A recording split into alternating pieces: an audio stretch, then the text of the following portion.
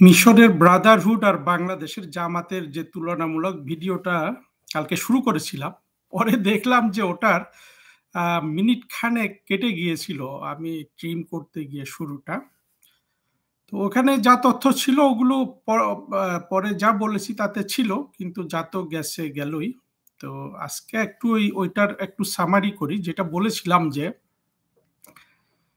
মিশরে ব্রাদারহুড হুডের উত্থান হলো, বাংলাদেশে জামাতের উত্থান হলো। দুইটা তারা ব্রাদার অর্গানাইজেশন বলা যায়। বিশেষ করে জামাতের প্রতিষ্ঠাতা মওদুদী এবং ব্রাদারহুডের সবচেয়ে বড় আইডিওলগ সৈয়দ কুতুব, এদের মধ্যে অর্থাৎ মৌলবাদের যে প্রতিযোগিতা, যার যার সংগঠনে মৌলবাদের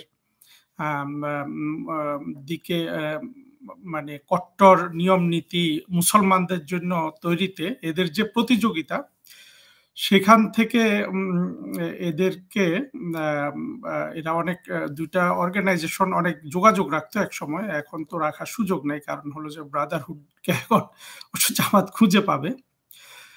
তো সৈয়দ কুতুব সম্পর্কে আরেকজন একটা কথা বললো যে সৈয়দ কুতুবকে মিশরে ফাঁসি দেওয়া হয়েছিল ইয়ের সময়, নাসেরের সময়, প্রেসিডেন্ট নাসেরের আমলে। ফাঁসি না দিয়ে আসলে উপায় ছিল না। সৈয়দ কুতুব ছিল, শুরু হয়েছিল অনেকটা নাস্তিক বা সেকুলার একজন মানুষ হিসাবে জীবন। পরে সে ইউএস গেল, ইউএস ভ্রমণ করে এসে তার জীবন নাকি পরিবর্তন হয়ে গেছে। আপনি সৈয়দ কুতুবকে অনেকটা বাংলাদেশের যে ফরহাদ মজহার, এই টাইপের টাউট না, অবশ্যই টাউট না, ফরহাদ মজহার, সলিমুল্লাহ পিনাকি এদের টাইপের টাউট না, কিন্তু এই যে মানুষ যে পরিবর্তন হয়ে যায় পরিণত বয়সে এসে, এটা কিন্তু একটা মানুষটা যে একটা অপরাধী অর্থাৎ খারাপ মানুষ, এটা কিন্তু তার বড় প্রমাণ। কারণ হলো যে একটা লোক 50 বছর পর্যন্ত একটা জিনিস, এই যে ফরহাদ মজহার নিজেকে নাস্তিক নাস্তিক বলে সব ধর্মের বিরুদ্ধে বিষোদ্গার করে, এখন যারা মৌলবাদী তাদেরকে সে প্রমোট করে, এইটা খুবই খারাপ মানুষের লক্ষণ। এটা আমরা পিনাকির মধ্যে দেখেছি, ফরহাদ মজহারের মধ্যে দেখেছি, সার্জিস আর এই যে সন্ত্রাসীগুলো আছে দুই একটা, এদের মধ্যেও দেখেছি। যাই হোক, আমাদের কয়েকটা জিনিস সেখানে বলেছিলাম, যে একটা জিনিস বলেছিলাম যে এই ইলেকশন, মৌলবাদী দলগুলা ইলেকশনটাকে, অর্থাৎ তারা কাফেরদের, খ্রিস্টানদের পদ্ধতিতে ইলেকশন করে এসে আল্লাহর আইন কায়েম করতে চায়। এবং আরেকটা কথা বলেছিলাম একেবারে মার্জিনে গিয়ে, যে প্রধানমন্ত্রী শেখ হাসিনার যে ইলেকশন সংক্রান্ত যেই নীতিটা ছিল এটা ঠিক ছিল, কিন্তু এটা আসলে আওয়ামী লীগের কিছু লোকজনের লোভ লালসার কারণে এই জিনিসটাকে টেকসই করা গেল না। যা হোক, আমরা আজকে যে জায়গাটা আলোচনা করব, যে আমরা জামাত নিয়ে এত কথা বলি কেন, বা অর্থাৎ আমরা কেন জামাতকে, জামাত বাংলাদেশে ক্ষমতায় চলে আসুক না, অসুবিধা কি, তারা রাষ্ট্র চালাক, মানুষও এত চায়, তারাও এত চায়, আর আর চলে আসলে অসুবিধাটা কি, দেখা যাক, এই ধরনের একটা জিনিস তো বলা যেতে পারে। তো এখানে আমি যেটা সবসময় বলে এসেছি, যে জামাত এসে কখনো বাংলাদেশকে অর্থনৈতিক মুক্তি দিতে পারবে না। বাংলাদেশের মানুষ যেটা সবচেয়ে বেশি চাইবে, বাংলাদেশের মানুষ বেহেশতে তো যাইতে চায়, কিন্তু এই জীবনে উন্নতিও চায়, কিন্তু এই উন্নতিটা করার মতো যোগ্যতা এই ইসলামিক মৌলবাদীদের কোথাও নাই। এটা কোথাও তারা প্রমাণ করতে পারে নাই। মিশরে 1 বছরে তারা অর্থনীতি ধ্বংস করে দিয়েছে, বাংলাদেশে 1 বছরে যেমন অর্থনীতি ধ্বংস করে দিয়েছে, আর আফগানিস্তান, সোমালিয়া, এগুলো তো আমাদের কাছে উদাহরণ হিসাবে আছে। তুরস্কের বিষয়টা একটু ডিফারেন্ট, সেটা নিয়ে অর্থাৎ এই ছকে তুরস্ককে আলোচনা করা যাবে না, তো তুরস্ককে আমরা এক্সেপশন হিসাবে রাখলাম। কিন্তু আসলে কি, যে এরা যে অর্থনৈতিক উন্নতি করতে পারে না, এই এই জামাত, এর জন্য কি আপনি একজন মুসলমান হিসাবে জামাতকে আপনি করবেন, মানে তাকে ক্ষমতায় আসতে দিবেন না? অবশ্যই একজন আধুনিক মানুষ হিসাবে এটাই যথেষ্ট, আপনার ক্ষমতা আসতে দিতে না চাওয়ার। কিন্তু আপনি যদি তার গণতান্ত্রিক অধিকার ইত্যাদি চিন্তা করেন, কালকে আরেকটা কথা বলেছিলাম, যে গণতান্ত্রিক দল হিসাবে অর্থাৎ কাগজে কাগজে তার গণতন্ত্র লেখা আছে বাংলাদেশে যে দলগুলা বড় ৪টা দল যদি আমরা ধরি, জাতীয় পার্টি, জামাত, বিএনপি, আওয়ামী লীগ। এর মধ্যে একমাত্র আওয়ামী লীগ হলো, আওয়ামী লীগের কাগজটা হলো পশ্চিমা গণতন্ত্র, যেটা নিয়ে আমরা দুনিয়াটাকে চালাইতে চাই, বাংলাদেশকেও চালাইতে চাই।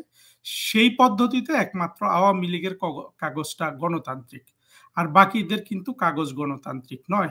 অর্থাৎ কাগজ যদি গণতান্ত্রিক না হয়, অর্থাৎ তার যদি দলীয় যে তার যে আপনার গঠনতন্ত্র আছে সেটা যদি অর্থাৎ গণতন্ত্রের শর্ত পূরণ না করে, তাহলে তো তাকে গণতান্ত্রিক দল বা গণতান্ত্রিক শক্তি বলা যায় না। এখন জামাত বা বিএনপির ক্ষেত্রে আমরা জিনিসটা সমীহ করে বলতে চাই না, কারণ হলো যেহেতু এত বড় একটা সমর্থক গোষ্ঠী তার আছে, কিন্তু সেইটাকে সম্মান রেখেও কিন্তু ওই জিনিসটা কিন্তু হেরফের হয় না যে তার কাগজে কিন্তু গণতন্ত্র নাই। আমি কাগজে ওই গণতন্ত্রের কথা বলছি না যে মানে পার্টির প্রেসিডেন্টকে সব ক্ষমতা দেয়া হয়ে গেছে, ওই যে যে যে সার্কাসগুলো হয় নেতা নির্বাচনের ক্ষেত্রে, এটা আওয়ামী লীগে হয়, বিএনপিতে হয়, আমি সেটার কথাও বলছি না। গণতন্ত্র বলতে আমি বুঝাচ্ছি অর্থাৎ আপনি আওয়ামী লীগ ছাড়া অন্য কোনো দলের গঠনতন্ত্রে মানুষকে যে স্বীকৃতি দেওয়া হয়েছে সেখানে শুধু মুসলমানকে দেওয়া হয়েছে প্রথম শ্রেণীর নাগরিকের স্বীকৃতি, বাকিরা দ্বিতীয় তৃতীয় শ্রেণীতে পড়ে যায়। এইটা গণতন্ত্রের হলো যে একেবারে গণতন্ত্রের বেসিক যে যে যে মূলনীতির উপর গণতন্ত্র প্রতিষ্ঠিত, এই নীতিকে তারা লঙ্ঘন করেছে।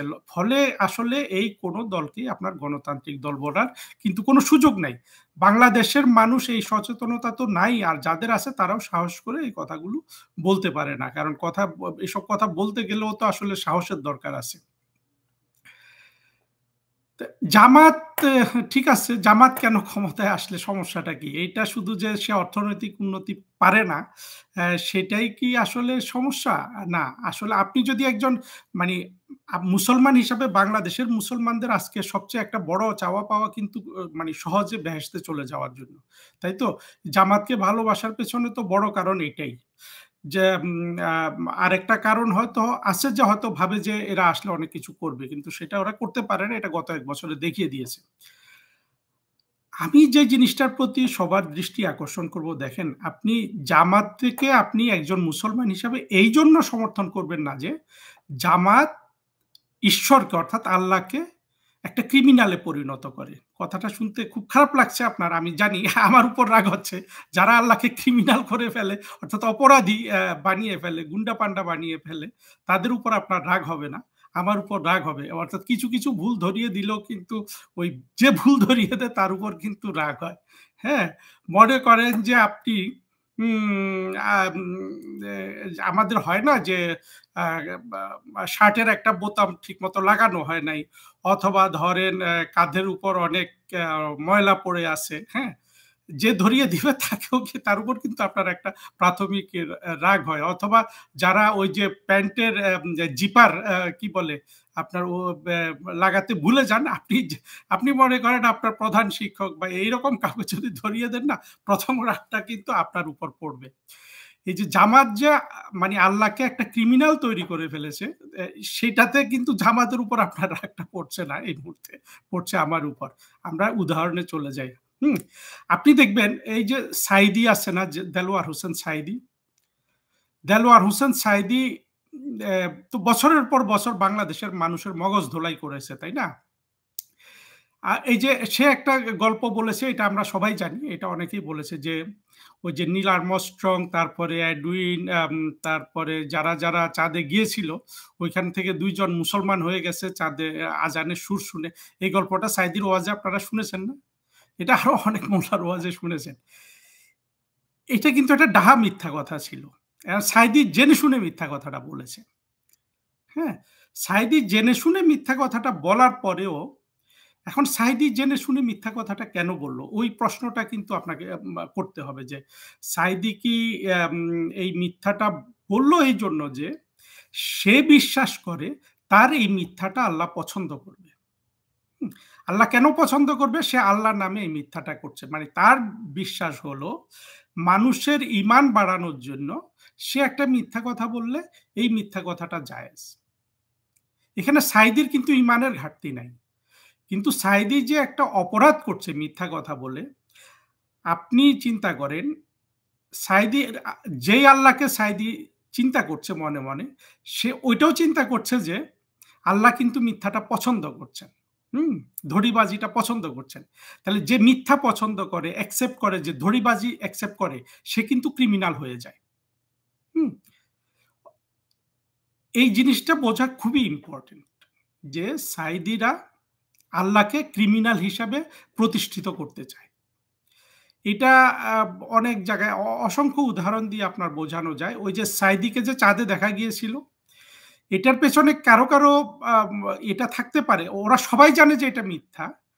কিন্তু ওদের মধ্যে কমন বিশ্বাস ২-১ জনের মধ্যে বিশ্বাস না থাকতে পারে যে এই মিথ্যাটা সে বলছে আল্লাহকে খুশি করার জন্য।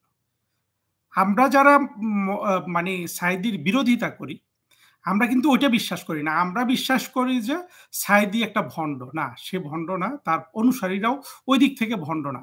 জিনিসটা হলো সে মনে করে যে এই যে আমি একটা ক্রাইম করলাম, মিথ্যা কথা বললাম, এইটা আল্লাহ পছন্দ করছে।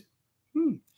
এইভাবে আপনি প্রমাণ করতে পারবেন যে সাইদি মানে তার যদি কোনো উদ্দেশ্য হাসিলের অবস্থা থাকে, সেই উদ্দেশ্য হাসিলের ক্ষেত্রে যদি আপনার আম হাসিলের জন্য এবং সেটাকে সে যদি কোনোভাবে ইসলামের সাথে কানেক্ট করতে পারে, তাহলে আল্লাহকে যদি মানে লাঠি দিয়ে পিটাতে হয় সেটা করাকে জায়েজ মনে করবে। হুম? এটা শুনে গা গরম হওয়ার কিছু নাই। কিন্তু এই অপরাধীগুলার জামাত বা মৌলবাদীদের এই অপরাধী মনটা কিন্তু রয়েছে। হুম? এখন এই অপরাধটা তারা কেন করে? অর্থাৎ সে অপরাধটা করছে কিন্তু সে মনে করছে যে এটা সে একটা ভালো কাজ করছে।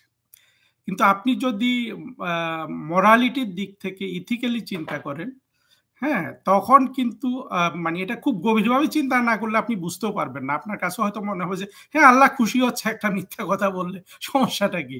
হ্যাঁ, এইভাবেই কিন্তু মুসলমানদের বিশেষ করে মৌলবাদীরা মুসলমানদের চরিত্রটাকে গঠন করে। ফলে হয় কি? মুসলমানদের চরিত্রটা কিন্তু সারা পৃথিবীতে অন্য ধর্মের মানুষের চরিত্র থেকে অনেক বেশি একটা নিম্নমানের চরিত্রে দাঁড়িয়ে গিয়েছে। আপনি অনেক ধরনের অপরাধ এই মৌলবিগুলা করে। কিন্তু মূল অপরাধটা কেন যে সে যে এই যে একটা বিশ্বাস সে পোষণ করলো যে চাঁদের যে গল্পটা সে মিথ্যা বলল জেনে শুনে বুঝে, এরকম অসংখ্য গল্প প্রচুর মৌলবি বানায়। আমরা তো দেখেছি, আপনি দেখেন না এই যে কাজী ইব্রাহিম, ওই যে বলে যে আমার চারিদিকে জিন এসে বসে থাকে। আর বা আমির হামজা যে ছেলেটা, এরা কিন্তু দেখবেন শত কথা মিথ্যা কথা বলে। আপনি আজহারি, তারেক মনোয়ার, এদের মিথ্যার উদাহরণ তো দিয়ে শেষ করা যাবে না। এই মিথ্যাগুলা ওরা বলে, এদের মধ্যে আবার অনেকে কিন্তু এই মিথ্যা বলতে বা আবার শেয়ানা আছে, নাস্তিক আছে, সেটা পরে ধরিয়ে দেয়া যেতে পারে। বাট প্রসঙ্গে থাকি, সেটা হলো এই অপরাধগুলা তারা করে মিথ্যাটাকে সে মনে করে যে সে যে উদ্দেশ্য সে এটা বলছে, সেই উদ্দেশ্যটা যদি অ্যা আ আ আ সফল হয়, তাহলে তার এই মিথ্যা বলাটা হলো আল্লাহর দৃষ্টিতে বৈধ। অর্থাৎ আল্লাহ তাকে পছন্দ করবে। অর্থাৎ সে একটা অপরাধ করবে, এই অপরাধটাকে আল্লাহ পছন্দ করবে, নবী পছন্দ করবে। এইভাবে এই পদ্ধতিতে প্রতিটা মৌলবাদী আপনার কিন্তু এই সর্বশক্তিমানকে, সৃষ্টিকর্তাকে এবং নবীকে ক্রমাগত ক্রিমিনালাইজেশন করে যাচ্ছে। এইজন্য যদি আপনি একজন ঈমানদার মুসলমান হন, তাহলে আপনি অন্তত জামাতকে এইজন্য বয়কট করা উচিত। আর এই অপরাধটা তারা করে কেন জানেন? যখন একটা মানুষ মৌলবাদী হয়ে যায়, তখন সে ১ম বলিটা হয় তার জীবন থেকে যুক্তি। সে যুক্তিহীন মানুষে পরিণত হয়। যুক্তিহীন মানুষে পরিণত হওয়ার পরে হয় কি? এর সাথে অনেকগুলা জিনিসের সংযোজন আছে। তার স্বার্থের সংযোজন আছে, তার আধ্যাত্মিকতা বলতে এদের মধ্যে কিছু নাই। যেটা আছে তার মৌলবাদ এবং জাগতিক চাহিদা। এই ২ টা জিনিস কিন্তু আপনার একটা আরেকটার দিকে টানে। ফলে ক্রিমিনালাইজেশনটা বাড়তেই থাকে। আপনি দেখবেন আম একটা খারাপ উদাহরণ দেই। এই সাইদি একই লোক যার মৃত্যুর পরে আমরা দেখছি না তার কবরের মাটি নিয়ে যাচ্ছে মানুষ যে একটুখানি বেহেশতে যাওয়ার উদ্দেশ্যে। এই সাইদির দেখবেন কতগুলো ভিডিও অডিও বের হয়েছিল। তা আমি আমার ব্যক্তিগত ও মানে কি বলবো উৎসাহ না, মানে আমার কৌতূহলের বশে আমি বিভিন্ন জায়গায় জানতে চেয়েছি যে আম, এই ভিডিওগুলো সঠিক কিনা, মানে কেউ যদি একটা জিনিস বানায়, অর্থাৎ সাইদি হোক যেই হোক তার নামে একটা মিথ্যা কথা বলে ছেড়ে দিবে, সেইটা নিয়ে আমি তো বিশ্লেষণ করব না। পরে আমি যথাযথ আপনার পেয়েছি, যে ভিত্তি পেয়েছি যে প্রতিটা ভিডিও মানে অডিও কিন্তু সঠিক। সেই অডিওগুলো আপনারা নিশ্চয় অনেকে শুনেছেন, দেখবেন সেইখানে সে আম, বিভিন্ন রকম যৌনতার উন্মত্ততায়, প্রেম, পরকীয়া প্রেম এগুলাতে আছে। এবং কোনো একটা দুটা ভিডিওতে দেখা গেছে যে পর্নোগ্রাফির মানে কমেন্ট্রি দিলে যে রকম হয়, সে কোনো একটা মেয়ের সাথে ওইভাবে কথা বলছে। এখন সাইদি যে সারা বাংলাদেশকে আপনার মানে অন্ধত্বের পথে নিয়ে গেল, যার ক্যাসেট না শুনে আওয়ামী লীগের লোকেরও ঘুম আসে না, বিএনপির লোকেরও ঘুম আসে না, একটা সাধারণ নিরীহ মানুষের তো ঘুম আসে না। আপনি চিন্তা করেন তো, এখন হ্যাঁ, একটা মানুষ যদি ওই কাজটাকে সে গুনাহ না মনে করে, গুনাহ হিসাবে প্রচার না করে, পৃথিবীর বিভিন্ন দিকে আছে যে এতটুকুন অপরাধকে সে কিছুই মনে করে না। সাইদির অডিওতে যে জিনিসগুলো প্রকাশ পেয়েছে আর কি, সাইদি বিভিন্ন মেয়েদের সাথে কথা বলছে, তার স্ত্রীর সাথে কথা বলছে, একাধিক স্ত্রী তো নিশ্চয়ই ছিল, স্ত্রীও তাকে দাবরানি দিচ্ছে, আবার আরেকটা মেয়ের কাছে গিয়ে সুখ চাচ্ছে। সুখটা মূলত পুরোপুরি যৌন মিলনের সুখ পাইতে চায় আর কি, অথবা আপনার যে মানে টেলিফোনের মাধ্যমে যৌনতা সম্পর্কিত আলাপ আলোচনা করে দুইজনের স্পিরিট কে মানে উত্তপ্ত রাখা। এই জিনিসটা সাইদি যে জিনিসগুলো প্রকাশ করে, অর্থাৎ প্রচার করে, সেখানে এটা করা একটা অপরাধ না? অপরাধটা কি? শাস্তিও তো আমরা জানি, হ্যাঁ, কোরআন হাদিসের বেসিসে শাস্তি হইল, যেহেতু সাইদি বিবাহিত, সাইদিকে বুক পর্যন্ত পুঁতে কিন্তু তখনই তাকে মেরে ফেলার কথা ছিল, তাই না? বাংলাদেশের কোনো মাওলানা যদি যদি আপনার সত্য হতো, মানে তার যদি সত্যি মানে কোরআন হাদিসের আইনের প্রতি তার দরদ থাকতো, সেই প্রশ্নটা উত্থাপন করতো না সাইদির? কেউ সাহস করেছে? করে নাই। কারণ সবাই, সাইদি যেহেতু সুন্দর কথা বলতে পারতো, এবং সাইদি যত ক্রিমিনাল কাজ করুক, এবং সাইদির মধ্যে একটা বিশ্বাস হয়ে গেছে তার ক্রিমিনাল কাজগুলো আল্লাহ পছন্দ করে, যদিও এইটা আল্লাহ পছন্দ করে কিনা সেটা সাইদি বিশ্বাস করেছে কিনা আমি ওইটা জানি না, কিন্তু চাঁদেরটা সাইদি বিশ্বাস করেছে যে আল্লাহ পছন্দ করে। এইখানে সাইদি ওইটা পছন্দ না করলো, সাইদির কিন্তু প্রতিটা মৌলবাদী মুসলমানের যে আরেকটা লোভ যে আছে, যে যে কোনোভাবে সে কিন্তু ইমান থাকলে বেহেশতে চলে যাবে। সাইদিও তখন উত্তেজনার বসে এই অপরাধগুলা করছে, সে ওইটা বা এটা, আল্লাহ তোমাকে তো আমি অনেক খুশি করছি, আর কিছু না হোক আমার তো ইমান আছে, আমি তো বেহেশতে চলে যাব, এইটা ভেবে ভেবে সে কিন্তু ওই অপরাধগুলা করেছে। অর্থাৎ যেটাকে সে সবচেয়ে খারাপ অপরাধ ভাবে সেটাই সে করেছে। হুম। এবং সে এটা আল্লাহর কাছ থেকে মাপ পেয়ে যাবে। এবং আরো অনেক অপরাধ আছে, সেই অপরাধগুলার আমি আসছি, সেগুলাকে সে মনে করে যে এটা আল্লাহ পছন্দ করবে। হুম। এই পদ্ধতিতে আরো বিস্তারিত আপনি যদি খুঁজে দেখেন, তাহলে এই মৌলবাদীরা আল্লাহকে আপনার একটা ক্রিমিনালে পরিণত করেছে। আমাদের যে মানে আমাদের ইসলাম ধর্মের যে সৃষ্টিকর্তা, যাকে আমরা বিশ্বাস করি, এবং আমাদের যে নবী, এই দুইজনকে কিন্তু সারা পৃথিবীর মুসলিম মৌলবাদীরা এই আল্লাহ এবং নবীকে ক্রিমিনালে পরিণত করেছে। তবে এইটা বাংলাদেশের মুসলমানরা যে পর্যায়ে করেছে, সারা পৃথিবীতে অন্য কোথাও তাকে এই পর্যায়ে আল্লাহ এবং নবীকে ক্রিমিনালে পরিণত করেছে বলে আমরা সেই রকম একটা দেখিনি। যুক্তি না থাকাতে, এবং আল্লাহকে ক্রিমিনাল হিসেবে, মানে তার ক্রাইমটাকে আল্লাহ ভালোবাসে অথবা আল্লাহ ক্ষমা করবে, এই যে বিশ্বাস, হ্যাঁ, এই বিশ্বাস শুধু যে সাইদির মধ্যে আছে তা না, অনেক মানে প্রতিটাই মুসলিম মৌলবাদীর মধ্যে আছে। এবং মৌলবাদীরা যারা ধর্ম ব্যবসাটা করে, এটা অনেক বড় একটা আলোচনা, ধর্ম ব্যবসাটা করে করে কি হয় কি, তার প্রয়োজনে যেটা যেটা আপনার প্রয়োজনে সেখানে সে কিন্তু শৈথিল্য দেখায়। অর্থাৎ ইসলাম ধর্মে আপনি কখনোই আপনি ইয়েটা করতে পারবেন না, আপনি ছবি তুলতে পারবেন না, ফটো তুলতে পারবেন না, টিভিতে চেহারা দেখতে পারবেন না, এগুলো কবিরা গুনাহ। হ্যাঁ, কিন্তু এই গুণাটা যেহেতু তার ব্যবসা হচ্ছে, তার জন্য এটা প্রয়োজন, সে এইখান থেকে কিন্তু ওই ফতোয়া দিয়ে দিচ্ছে যে পাসপোর্ট করার জন্য ছবি তুলতে হবে, ইয়ে করতে হবে। মানে মৌলবীরা ছাড় দেয় না কথাটা ঠিক না, তারা ছাড় দেয় শুধু তার ব্যক্তিগত স্বার্থে যে জিনিসটা প্রয়োজন, তাকে টেলিভিশনে চেহারা দেখাতে হলে সে সেটাকে জায়েজ করে। একমাত্র আব্দুর রাজ্জাক বিন ইউসুফকে দেখলাম যে সে একটা ভিডিওতে বলেছিল যে এগুলো আমি করি না, অর্থাৎ ভিডিওগুলো আমি করি না, মানে অন্যরা করে। তো দেখেন, সেও জানে যে ভিডিও করাটা কিন্তু গুনাহ, কিন্তু সে ওই মানে একটা যুক্তি দাঁড় করিয়ে নিয়েছে যে সে করে না, অন্যরা করে এটা ছড়িয়ে দিচ্ছে। আপনি দেখবেন আমাদের দেশে সবকিছু, এমনকি একসময় মাইকে আজান দেওয়াও কিন্তু কবিরা গুনাহ ছিল। মৌলবীরা কিন্তু ওটা ছাড় দিয়েছে। তার যা, যা দরকার সেখানে সে ছাড় দেয়। কিন্তু একজন সাধারণ মানুষের কোনো কিছুতে কিন্তু মৌলবাদীরা ছাড় দেয় না। এই ছাড় না দেওয়ার বিষয়টা কিন্তু হলো পুরোপুরি স্বার্থের সাথে। অর্থাৎ সে যদি তারটাকে ছাড় না দেয়, সে ব্যবসাটা করতে পারবে না। কিন্তু সাধারণ মানুষের ব্যাপারে ওই জিনিসটা যদি, যেটা তার প্রয়োজন নাই, একটা সাধারণ মানুষের ব্যাপারে একটা ছাড় দেওয়ার দরকার আছে, সেটা সে ছাড় দিবে না। ছাড় দিলে সে ব্যবসাটা করতে পারবে না।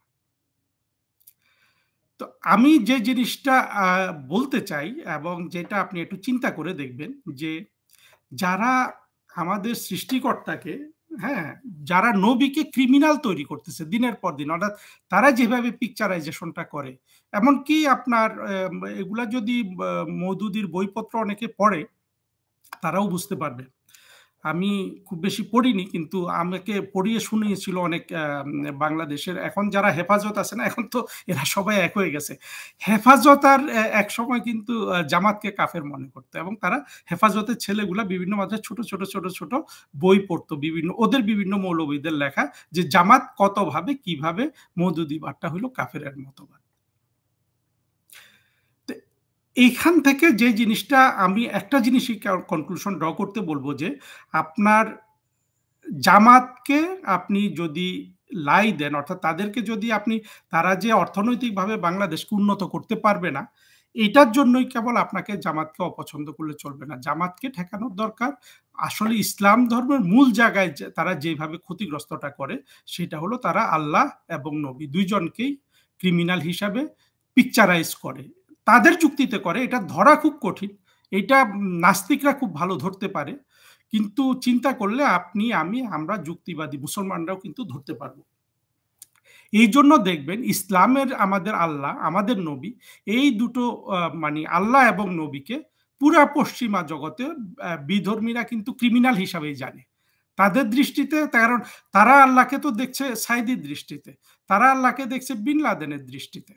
হ্যাঁ, তখন কিন্তু আল্লাহ এবং নবী দুটোই ক্রিমিনাল। চিন্তা করতে পারেন, আল্লাহ আমাকে তুমি মাফ করো, কিন্তু তোমাকে যারা ক্রিমিনাল হিসাবে রূপায়িত করে, তাদের কথা মানুষকে বলার তো আমার দায়িত্ব আছে, তাই না? কিয়ামতের ময়দানে তো তুমি আমাকে ধরবা, যে এই জিনিসটা তো তুমি বুঝতে পারছিলা, তুমি কি কাউকে বলেছিলা? আমি এই জন্য আপনাদেরকে বললাম। জামাতের এই জিনিসটা, ইসলামকে যে তারা একটা একটা মানে শুধু আপনার ইয়েতে পরিণত করেছে তা না, ব্যবসার বিষয়ে পরিণত করেছে তা না, তারা কিন্তু এই আল্লাহ এবং নবী দুইটাকেই ক্রিমিনাল হিসাবে তারা পিকচারাইজ করে। তারা যে বর্ণনাগুলো দেয় সেটাতে ওইভাবেই আসে, আল্লাহ একটা ক্রিমিনাল এবং নবী একটা ক্রিমিনাল, এবং সারা পৃথিবী ইসলামকে সেইভাবেই জানে। এখন দেখেন, আপনি এটা বুঝলেও কিন্তু আপনি জামাতের পেছনে দৌড়াবেন, আমি জানি অনেকেই দৌড়াবে। কেন দৌড়াবে জানেন? বাঙালির একটা বড় চরিত্র আছে। বাঙালি হলো কষ্ট করে খুব বেশি মানুষ পেতে চায় না। বাংলাদেশে দেখা যায় যে যারা অনেক ধনী হয়েছে, তারা কষ্ট করে যতটা না হয়েছে তার চেয়ে বেশি রাষ্ট্রের অর্থ লুট করে অথবা রাষ্ট্রের সুযোগ সুবিধা গ্রহণ করে এইভাবে কিন্তু তারা বড় লোক হয়েছে। আপনি দেখবেন যে বাংলাদেশে 96-এ আমি নিজের চোখে দেখেছিলাম কিভাবে মানুষ শেয়ার বাজারে ফটকা কারবারের দিকে দৌড়াচ্ছিল। হ্যাঁ, কোথাও যদি কোনোভাবে মানে জুয়া খেলে কিছু করে যদি লাভ পাওয়া যায়, জাতিগতভাবে আমরা ওই দিকে ধাবিত হই। ঠিক একই পদ্ধতিতে আমরা বেহেশতটাও পেতে চাই। এই পদ্ধতিতে বেহেশতটা পাওয়া মানে পাইয়ে দেওয়ার জন্য বাংলাদেশে এখন হাজার হাজার মৌলবীরা এই ওয়াজ মাহফিল করে। এবং আপনি যেহেতু শেয়ার বাজারে যেভাবে দৌড়ান, শেয়ার বাজারে তো আর সবাই দৌড়াতে পারে না, কারণ হলো এখানে সংখ্যার আপনার সীমা আছে। মানে সারা বাংলাদেশ যেতে পারবে না, কিন্তু সারা বাংলাদেশ তো বেহেশতের পিছনে দৌড়াতে পারবে। এবং মৌলবীরা ওই আফিমটা খাওয়ায় যে না, বেহেশত আপনি তাদের মাধ্যমে যেতে পারবেন। এবং আপনি যেহেতু নিজের মরাল চরিত্রটাকে উন্নত করে, হ্যাঁ, গুনাহ কম করে, অন্যের ক্ষতি কম করে, মানুষের উপকার করে, নামাজ রোজা করে আধ্যাত্মিক পথে বেহেশতে যাওয়া আপনার জন্য কঠিন, কারণ এই কাজগুলো তো একটু কঠিনও। আপনি সহজ রাস্তায় কিন্তু বেহেশতে যেতে চান। সহজ রাস্তায় বেহেশতে যাওয়ার জন্য যে তরিকাগুলা এই জামাত দেয়, মৌলবাদীরা দেয়, এখানে জামাত একা দেয় না, অনেকের অনেক ধরনের তরিকা থাকলেও তারা কিন্তু সবাই আপনাকে সহজ রাস্তায় বেহেশত যেতে দেয়।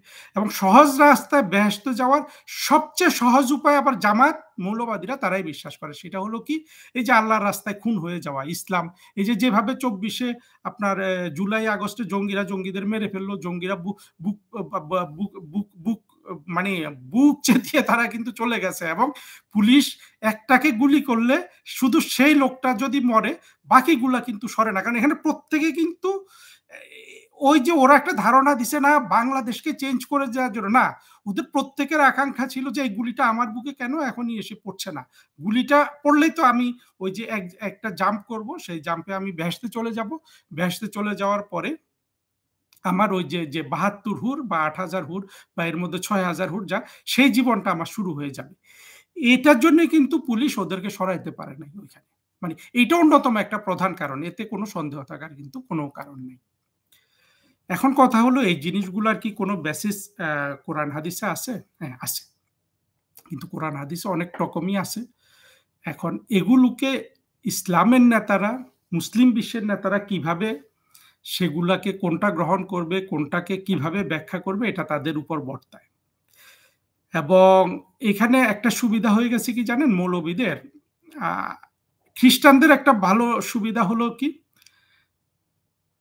খ্রিস্টান ধর্মে যেমন পোপের ব্যবস্থা আছে, শুধু রোমান ক্যাথলিকে পোপের ব্যবস্থা আছে, অন্যান্য তাদের প্রিস্টের ব্যবস্থা আছে, প্রিস্টহুড যেটা, এটা ইহুদি ধর্মীয় ব্যবস্থা আছে।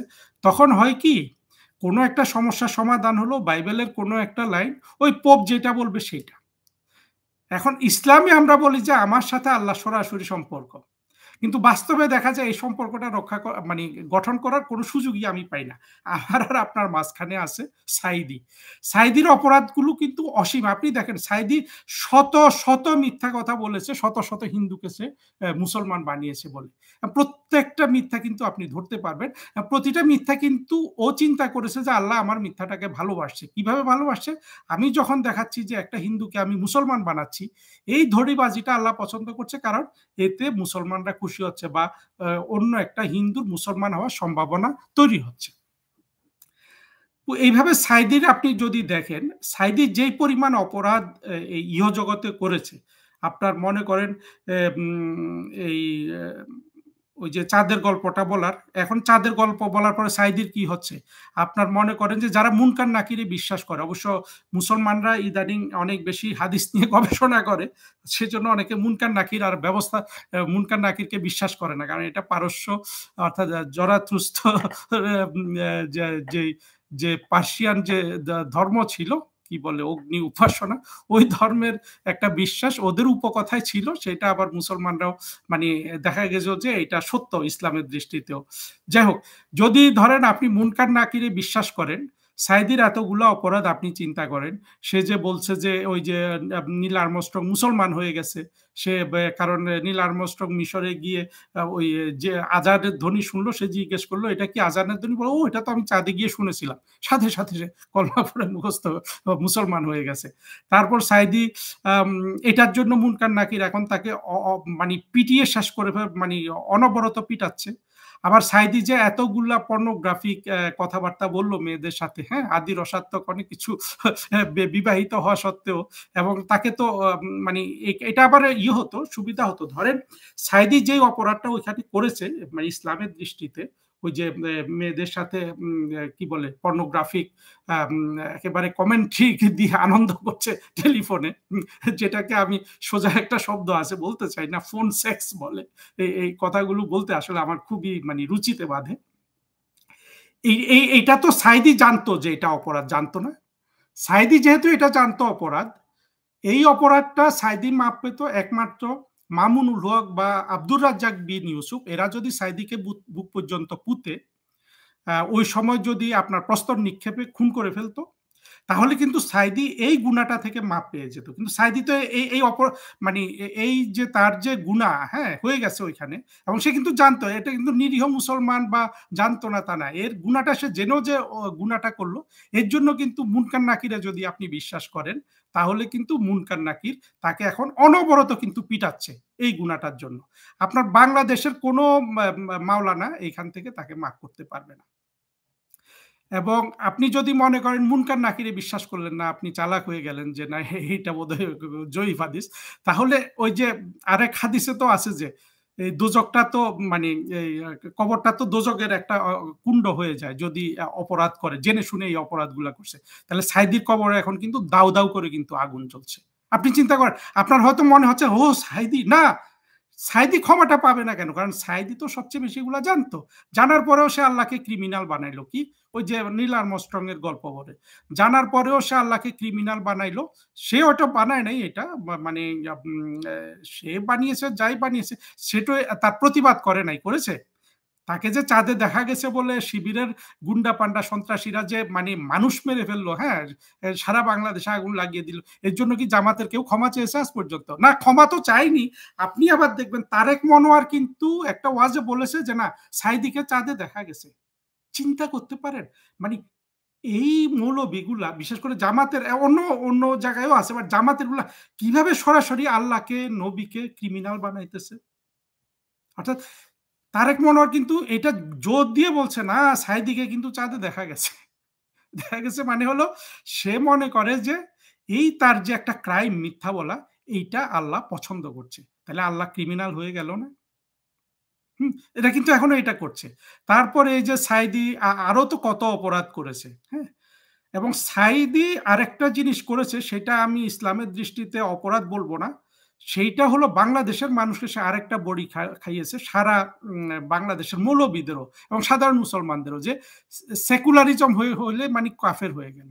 কেন বঙ্গবন্ধু সেকুলারিজমের একটা একটা সুন্দর সংজ্ঞা দিয়েছিল না? যে সেকুলারিজমের সুন্দর সংজ্ঞাটা কি দিয়েছিল? যে বাংলাদেশে হিন্দু হিন্দু ধর্ম পালন করবে, মুসলমান মুসলমানের ধর্ম পালন করবে, যে যার যার ধর্ম পালন করবে, সবার স্বাধীনতা থাকবে। এটাই আমাদের সেকুলারিজম। ভাই বলেন তো, এখানে এখানে বঙ্গবন্ধু ব্যাখ্যাও দিয়ে দিল যে এই, তারপরেও সে এটাকে কাফের বানিয়ে দিয়েছে এই সাঈদী। হ্যাঁ, সাঈদীকে কিন্তু এর জন্য কিন্তু তার দোজক, তার কবরটা, এটাও কিন্তু সে মিথ্যা বলেছে, তাই না? তার ব্যাখ্যাটা মিথ্যা না, কিন্তু বঙ্গবন্ধু ব্যাখ্যা দেওয়ার পরেও, অর্থাৎ বাংলাদেশে সেকুলারিজমটা কি হবে এটা স্পষ্ট রূপে জাতির পিতা দেশের প্রতিষ্ঠাতা ব্যাখ্যা দেওয়ার পরেও কিন্তু ও ওই গল্পটাই চালিয়ে গেছে। হ্যাঁ, এটার জন্য কিন্তু তার কবর এখন একটা আপনার দোজকের টুকরা হয়ে আছে। এবং মুনকার নাকির কিন্তু তাকে, যারা মুনকার নাকিরে বিশ্বাস করেন তাকে কিন্তু পিটাচ্ছে। বা মুনকার যখন পিটাতে পিটাতে সাঈদীর এই যে আপনার গড়াগড়ি দেখে মুনকারের যখন মন খারাপ হবে দেখে, তখন আপনার নাকির পিটানো শুরু করবে। নাকিরের যখন ওই সাঈদীর চিল্লা চিল্লি কান্নাকাটি শুনে মন খারাপ হবে, সে রেস্ট নিবে, তখন মুনকার তাকে পিটানো শুরু করবে। এইভাবে কিন্তু কিয়ামত পর্যন্ত সাঈদীর এই কবর কোনো মতে, অর্থাৎ দুটো জিনিস বিশ্বাস করেন যদি, তাহলে একটা হলো এমনি তো দোজকের আগুন ওর কবরে দাউ দাউ করে জ্বলছে, আর একটা হলো যে মুনকার নাকির তাকে অনবরত পিটাচ্ছে। আর যদি আপনি মুনকার নাকিরে বিশ্বাস না করেন, কবরে কিন্তু তার তার আপনার কি বলে এই আযাব কিন্তু চলতেছে, অর্থাৎ জাহান্নামের আগুনে কিন্তু সে এখন জ্বলছে। এবং আপনি যদি কোনোটাই বিশ্বাস না করেন, মুসলমানদের আরেকটা অংশ এখন বিশ্বাস করে যে কবর আযাব বলতে কিছু নেই, একেবারে সব আযাব শুরু হবে হাসরের ময়দানে। তো যাই হোক, যদি কবর আযাব সত্য হয়, এখন কিন্তু সাঈদীর কবরটা একটা দোজক খানা হয়ে আছে, বিকজ তার মতো সব জেনে শুনে যে পরিমাণ ক্রাইম সে করেছে, ইসলামের সাথে যে পরিমাণ সে বেয়াদবি করেছে, এর জন্য এই শাস্তি তাকে পেতে হচ্ছে। আর যদি আমরা বিশ্বাস করি যে কবর আযাব নাই, তাহলে কিন্তু এই কয়টা জিনিস আমি যে অপরাধ বললাম তার মানে শতভাগের এক ভাগও হয়তো বলতে পারিনি, সেই অপরাধগুলো প্রতিটা জবাব কিন্তু সাঈদীকে আল্লাহর দরবারে দিয়ে তারপরে কিন্তু বেহেশতের টিকিট পাইতে হবে। তবে একেবারে যে কোনো হিসাবে আপনি যদি ইসলাম বোঝেন, সাঈদী লক্ষ কোটি বছর জাহান্নামের আগুনে জ্বলার আগে কখনো কিন্তু সে বেহেশতে ঢুকতে পারবে না। এইটা আপনি যদি আপনি ইসলামটাকে বোঝেন, এবং এই মৌলবাদীদের আপনি তারা কিভাবে আল্লাহকে এবং নবীকে ক্রিমিনাল বানায় সেই পদ্ধতিগুলো বোঝেন, আপনি অনেক মৌলবীর ক্ষেত্রে আপনি এই কনক্লুশনটা টানতে পারবেন এবং নিশ্চিতভাবে টানতে পারবেন। আপনার এখানে দ্বিধাদ্বন্দ্ব করার কোনো কারণ নাই। যে কয়েকটা জিনিস বলতে চাইছিলাম, এগুলা করতে করতে করতে কিছু ছেলে কিন্তু আবার নাস্তিক হয়ে গেছে, যেমন আজহারি এবং ইয়ে কি বলে আপনার আমির হামজা, এই দুটো পুরোপুরি নাস্তিক হয়ে গেছে। এগুলো যেভাবে কথা বলে এবং যেভাবে মিথ্যা কথা বলে, ওদের ইয়ে আছে বলে কোনো মানে ইমান আছে বলে মনে হয় না।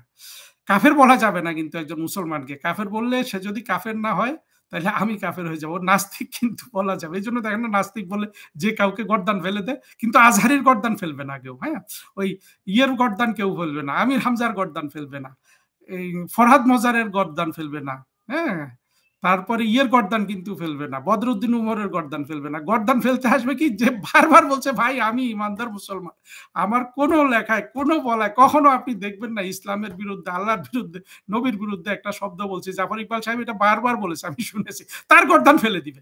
কারণ জাফর ইকবাল বাংলাদেশটাকে ভালোবাসে, সে বাংলাদেশকে মুক্তিযুদ্ধের চেতনায় ভালোবাসে। আর এরা সবাই বাংলাদেশটাকে একটা জাহান্নামের, এই সাইদির কবরটা আজকে যেভাবে আপনার দোজকের কুণ্ড হয়ে আছে, এইটা এটা করতে চায়। তো জিনিসটা আমি হেসে খেলে বলেছি, কিন্তু আমি কোনো মিথ্যা কথা বলিনি। আপনি সারা পৃথিবীর যত বড় ইসলামিক পণ্ডিত হন, আমার সাথে এসে আলোচনা করতে পারেন।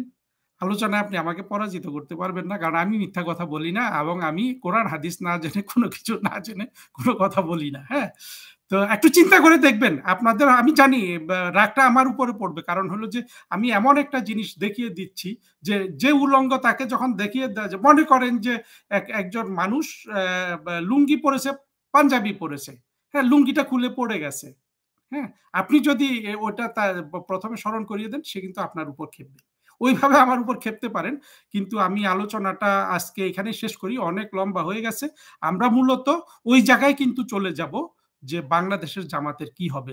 তবে জামাত কিভাবে, মানে জামাতকে কেন আমাদের প্রত্যাখ্যান করতে হবে, সেটার যে শুধু জাগতিক কারণ আছে তা না, তার ধর্মীয় কারণটা আমি আজকে বলার চেষ্টা করলাম।